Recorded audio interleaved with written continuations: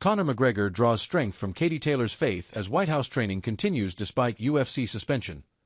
Conor McGregor has found renewed motivation after connecting with some inspiring words about faith from fellow Irish boxing star Katie Taylor. Ever since McGregor shattered his leg in his trilogy fight against Dustin Poirier in July 2021, his long-promised return has remained uncertain. But his comeback hopes surged after Donald Trump announced that a UFC event would take place on the White House lawn in June next year.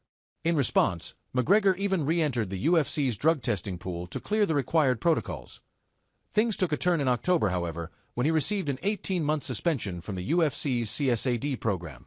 Fortunately for him, the ban is retroactive to September 20, 2024, meaning it will expire on March 20, 2026, a little over 3 months before the planned White House card. Confident he'll be part of the event, despite the UFC not yet making it official, McGregor continues to move as though his spot is guaranteed. Amid all the uncertainty, he recently drew strength from Katie Taylor's faith, using it as fuel for his own journey back to the octagon. Conor McGregor hails Katie Taylor as Ireland's hero. Katie Taylor recently appeared on RT's The Late Late Show, where she was asked about her faith in God and how it has influenced her boxing career. "It's the most important thing to me. It doesn't just happen in my fights. I think it helps me with everything," Taylor told host Patrick Keelty. "It helps me make sense of the world. It is a worldview after all, and I view the world through the lens that God is real, that Jesus is a real historical figure who lived, who breathed, who died, and rose again. I believe he's the greatest of all time. And yeah, I'm getting emotional here talking about my faith, but it's a foundation of my life. It's the most essential part of my life," she added during the interview. McGregor appears to have been deeply connected with those words, as he shared Taylor's interview on Instagram, expressing his own belief in God while uplifting his Irish heritage. "Jesus forever King," he captioned the post. "Ireland forever Catholic. God bless our hero Katie Taylor. A shining example of the power of Christ." Conor McGregor has been pushing to face Michael Chandler on the White House card in June. The pair were previously scheduled to fight at UFC 303 on June 29, 2024, after coaching against each other on The Ultimate Fighter in 2023. However, McGregor withdrew 2 weeks before the event due to a broken toe suffered in training. It was the first and only injury-related pullout of his UFC career, and the bout has yet to be rescheduled.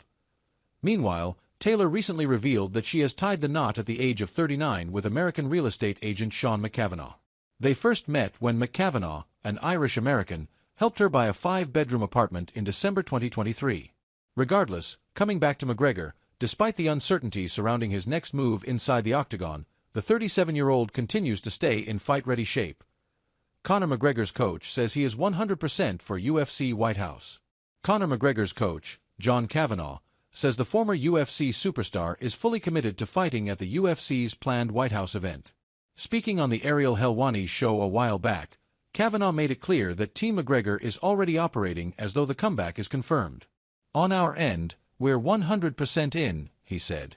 "He's asked me to basically lay out a program between now and June of how we'll ramp up the training." According to Kavanagh, McGregor has returned to consistent work. "He's showing up again, he's back in the gym most mornings, early.